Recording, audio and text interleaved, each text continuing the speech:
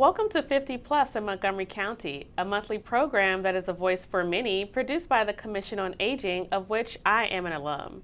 This show is insightful for people of all ages, and each episode takes a fresh look at important issues by spotlighting older adults in the community, representatives of services and programs, and activities of interest to older adults. My name is Katie. On this month's show, we're going to talk about the Commission on Aging Ambassador Program. Joining me for this important conversation is David Engel, and David is a current commissioner. Hi, David. Hi, Katie. How are you? Great. Thanks for having me here today. So, David, before we, dive into the Ambassador Program, I would like for you to tell us, why you decided to serve as a commissioner on the Commission on Aging. Well, my journey to the Commission on Aging was not quick. Okay. I am a lifelong Montgomery County resident. My parents still live in Montgomery County independently. My mother-in-law lives here, all in their 90s. I raised my family here, and my grandkids now live here and go to Montgomery County Public Schools.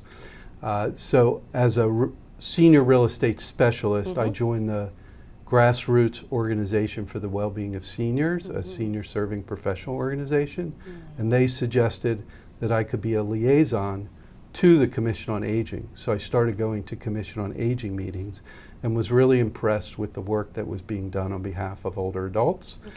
And I applied to the commission 3 times. Okay. So it took several years for me to become a commissioner, and then I was appointed by the county executive, as all commissioners are.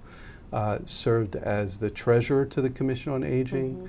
I served 2 terms as chair of the commission, 1 term as a secretary, and now I'm the chair of the communications committee, which helps produce this show 50 Plus in Montgomery. So that's my journey to the Commission on Aging. Okay, well, let's talk about you being chair of the communications committee. There's a logo behind us, and I would like for you to just talk a little bit about that background, how it came to be. I have some insight there that you helped create that, but talk about it. Well, we are, as the communications committee, we've been publishing fact sheets on various different topics.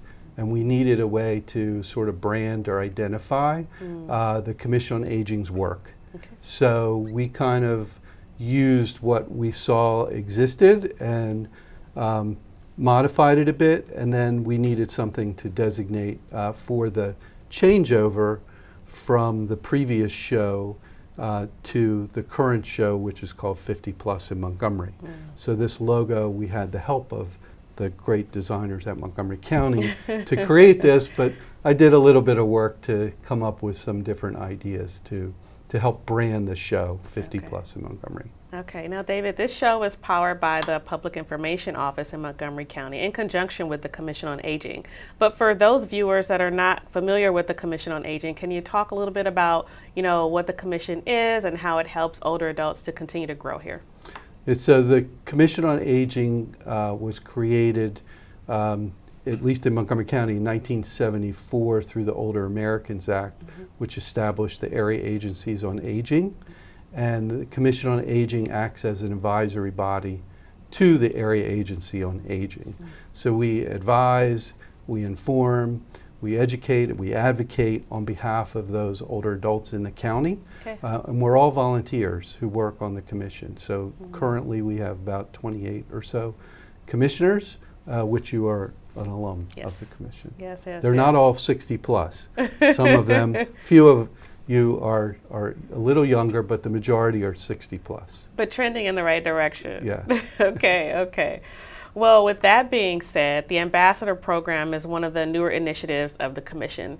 Tell us about how that came to be, and then what gap was the Ambassador Program designed to fulfill? Well, the previous chairs of the Communications Committee, Beverly Rollins and Jean Dinwiddie, saw that there was a need because what we heard from the community was there's so many programs and services that Montgomery County has, but nobody knows about them. And so to meet the community where it was, we needed to go out and tell people about all these programs and services. So we created this ambassador program first as a pilot program to see how it would work, as a presentation, and then we created a full-blown system to go out in the community and give these presentations.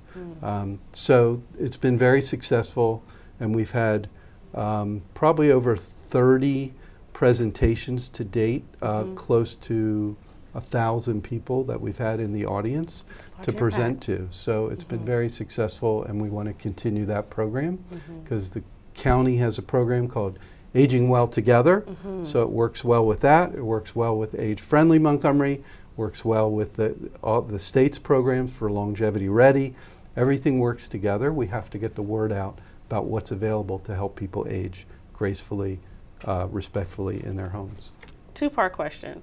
What exactly does an ambassador do when they go to a civic group, a community organization, a faith-based church or synagogue or mosque? What are they doing? And then you mentioned other partners. How would an ambassador partner with a group like Age Friendly Montgomery, the county's program, and with the state's program? Well, there's a lot of questions. So the ambassador program, getting the word out, I think we went to like villages, and that helps greatly because we have 30 villages in Montgomery County. So we've had village presentations. We've had religious organizations that we've done presentations to. We've done Montgomery County Public Schools. We've done several presentations there. And then we've also done them at the senior centers. So we're here today also to continue to get the word out because there's an underserved community that we haven't been able to get to, and also because we're so geographically, racially, culturally diverse. There's a lot that we can do to get the word out. So an ambassador presentation is really a slideshow presentation that talks about the county's programs and services. And then it's also a listening session.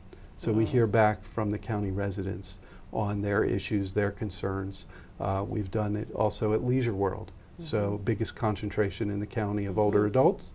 And we've had 100 plus people in the audience there. Wow. Okay, so then now the other part of that question, partnering with Age Friendly Montgomery, the state, and then the county's program.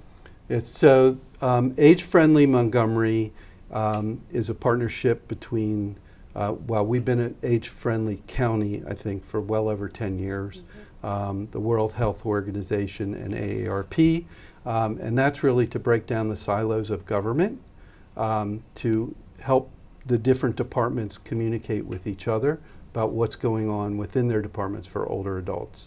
So we don't talk a lot about age friendly in the presentation because we have so many programs to talk about, but it works well to be able to tell what's happening in adult protective services and senior nutrition programs and caregiving and all those different departments to help the citizens know that all those departments have programs and services that will help them.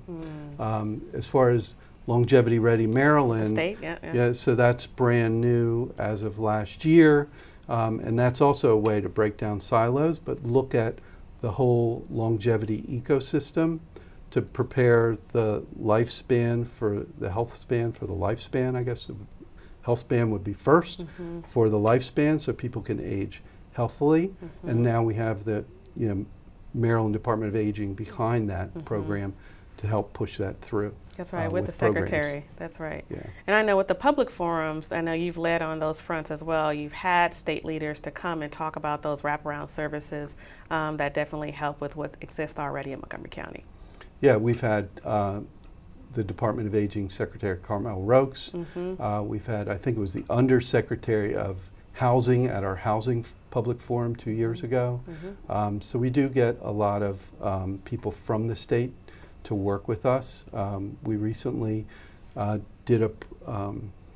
worked with the Urban Institute on a housing study and had representatives from Maryland Department of Aging, Maryland Department of Housing to participate in that advisory committee as well. So we do get a lot of support in Montgomery County from the state. Okay, it's a lot of smart people. So you mentioned one of the primary roles is to hear back from residents about their concerns.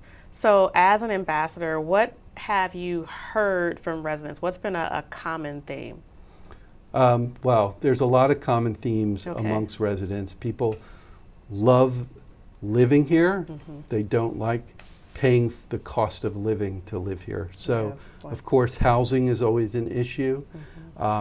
Transportation is very complicated because there are a lot of different programs out there, but they're not super easy to navigate.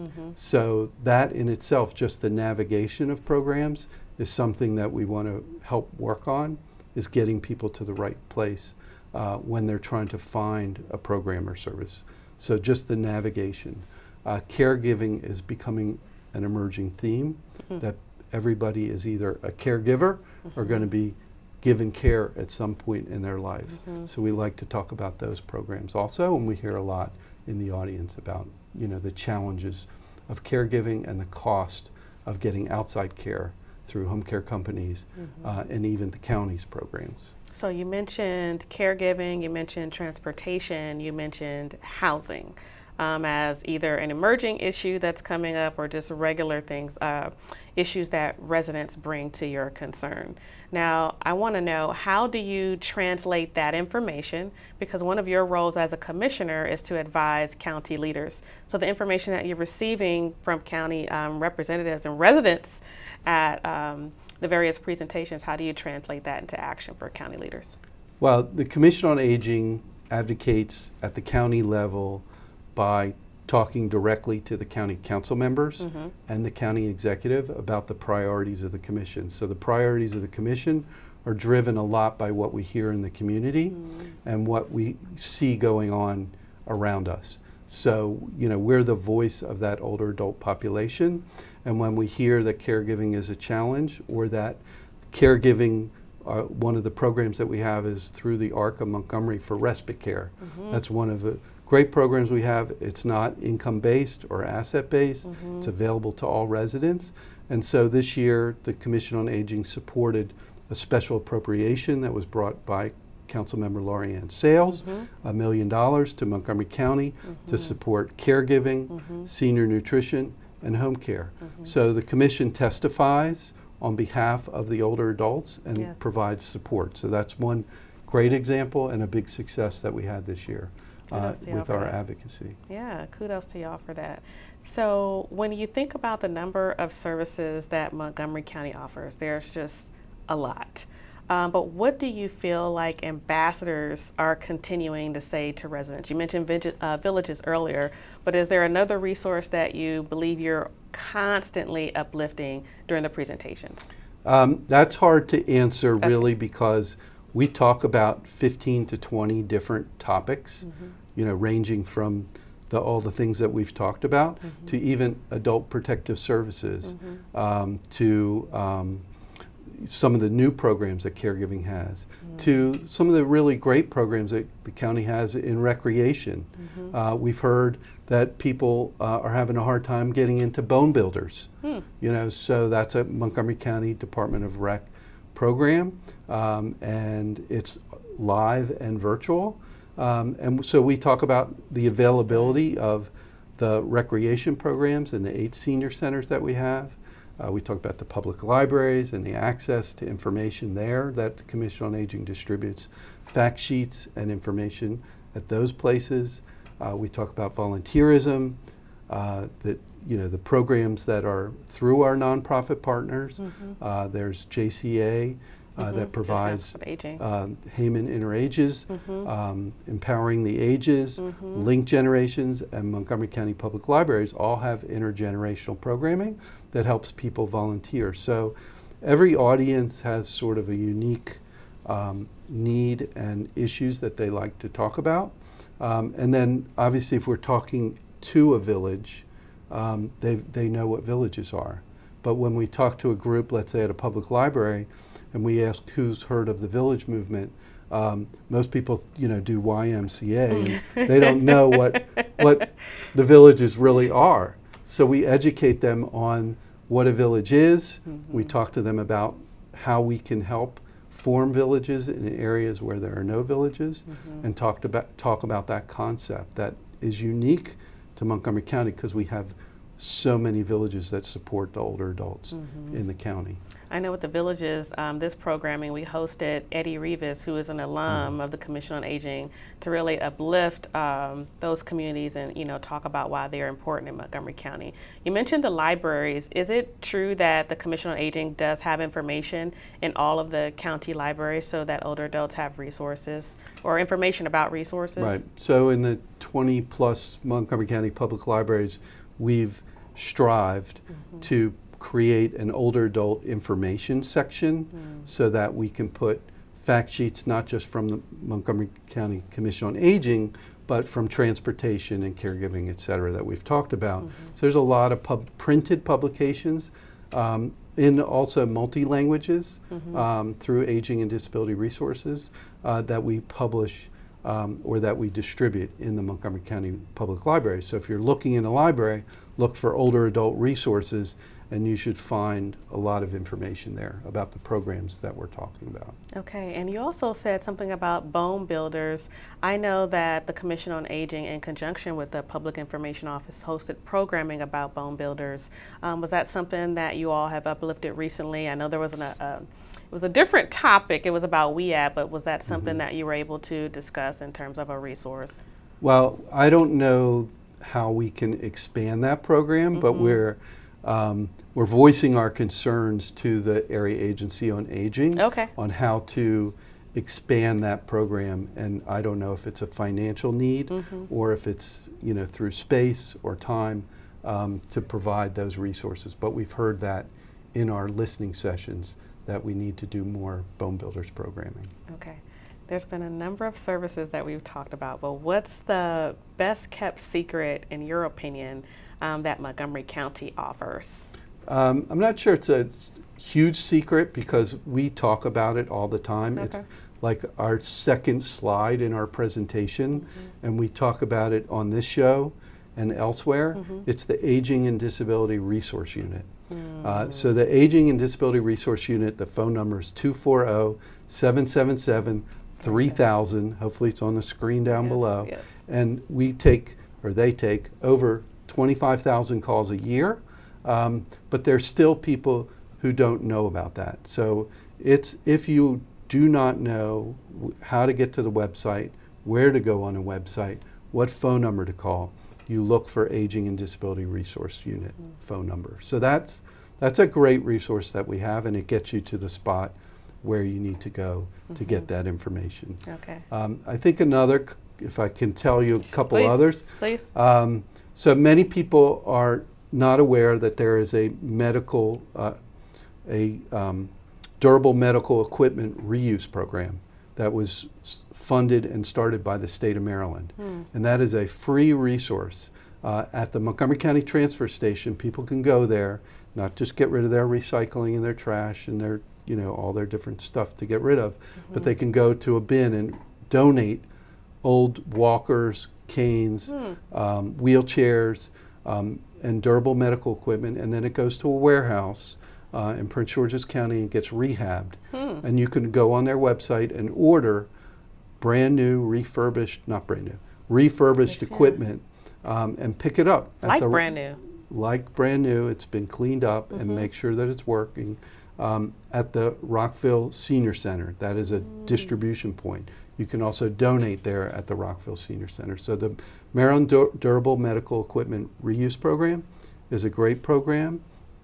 Another program that we highlight that is a Maryland Department of Aging is the Senior Call Check. So there's a phone number and a website that you can set up to have your loved ones called once a day to check in on them, and then there's a protocol if they don't answer. So that's a great program. Another couple programs are the for housing to keep people safe and secure in their homes is the Design for Life program. That's through the permitting department, and that's a tax credit program where if you're putting in a ramp, you're putting in grab bars, you're putting in other equipment in your home to be safe, you can get a tax credit, property tax credit for that. And then there's the home accessibility and rehabilitation programs called HARP, and that's run through Habitat for Humanity and Rebuilding Together. and that's a grant program. So there's income limits on that, but you can help do the same thing as keep your home safe and secure through those programs. Okay. So we tell people, we think we know about them, and we think everybody knows about them, but there are a lot of programs out there that are really helpful for people. You're very clear. There are no best kept secrets, but we do have gold mines here that people should be aware of. So at the top of our conversation, you said that your impact has been, over 1,000 people in terms of the engagement. Can you tell us again about how many presentations that you offer per year annually? So it's fluctuated because up until like today, actually, it's been, you have to know how to request a presentation. So we've done 30 over the 2.5 years. I think last year we did about 12. This year we've only done about 4 or so so far this year. So it's slowed down a little, and then a year prior we did well over 12 presentations. And now we have an order form, so to speak, on the Commission on Aging website where people can go and request a presentation. So we hope that builds the awareness and also sort of streamlines the process to be able to get a presentation at your organization. Understood. So I mentioned WEAD in the context of an earlier question, but I want to ask it in this way now. So last month on this program, we discussed World Elder Abuse Awareness Day, also known as WEAD, but the county hosted a community event that brought together service providers, county leaders, residents, commission leaders. But why are partnerships, like this with public education so important for the success of the ambassador program? So hosting an event like the World Elder Abuse Awareness Day. Well, nothing happens in a vacuum. And as I discussed with Age Friendly Montgomery, it's breaking down silos.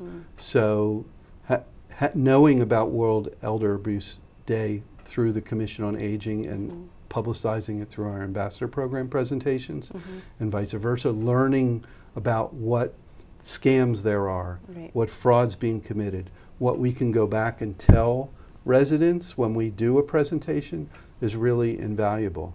So those kind of community events are really important for both ways, information sharing both ways. And the World Elder Abuse Day presentations were phenomenal, and they are every year, and they're just bringing up the need to be vigilant in your daily use of your cell phone, people knocking on the door.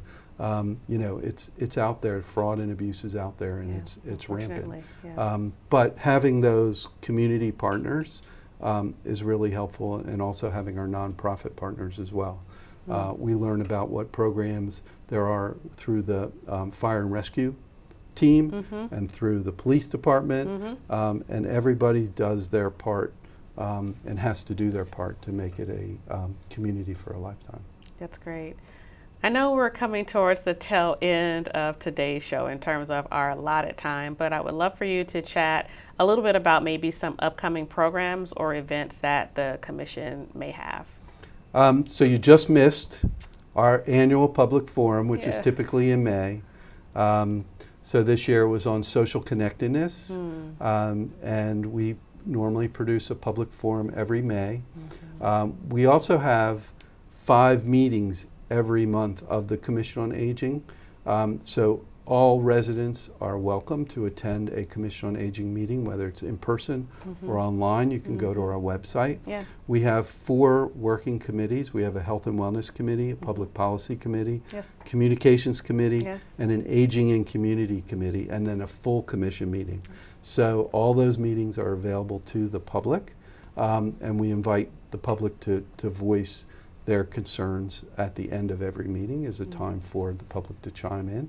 So that's really a big thing. And then at the end of the year, we also, our Public Policy Committee does a legislative briefing with the Annapolis delegation before the next General Assembly. So that's really two things you can count on, is the legislative briefing and the public forum each year that the Commission produces. Perhaps, David, is the legislative briefing also an opportunity to tell elected officials what you've been hearing from residents via the ambassador program? Yeah, so that's a great program that we have every year, and we talk about the commission priorities and what we feel is important going into the legislative session. So we talk about what we've heard and what the hot points are, and then we hear from the delegates and senators on what they're bringing to the table in January, and so that we can support them in their efforts to help older adults. All right. What is a message that you would like for every older adult who's growing gracefully in Montgomery County to know about the Commission on Aging? Well, I would like them to know that, number one, don't wait for an emergency. We like to say that all the time. Don't wait for an emergency to look for help. Be prepared. Go through our printed materials. We have a package called Life Transitions as We Age. Okay. So that's a really great resource. It's also on our website and in the libraries. So be prepared. Okay. Don't wait for an emergency, and then also don't go it alone. We have great programs. We also have great information services. Sign up for the senior newsletter. Sign up for your council members newsletter. Sign up for the county executives newsletter and information.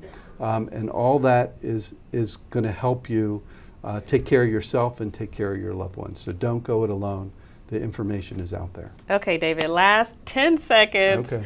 How can we stay in contact with the Commission on Aging? Commission on Aging has a website. Okay. Hopefully we post that Okay. underneath here somewhere. Okay.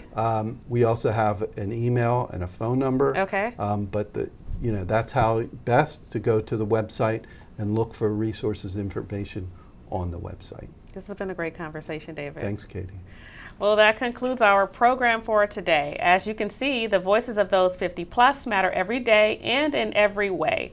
To learn more about services for older adults in Montgomery County, please visit the Montgomery County Seniors website by visiting montgomerycountymd.gov/senior or call the Senior Resource Line at 240-777-3000. And as always, thank you for watching 50 Plus in Montgomery County.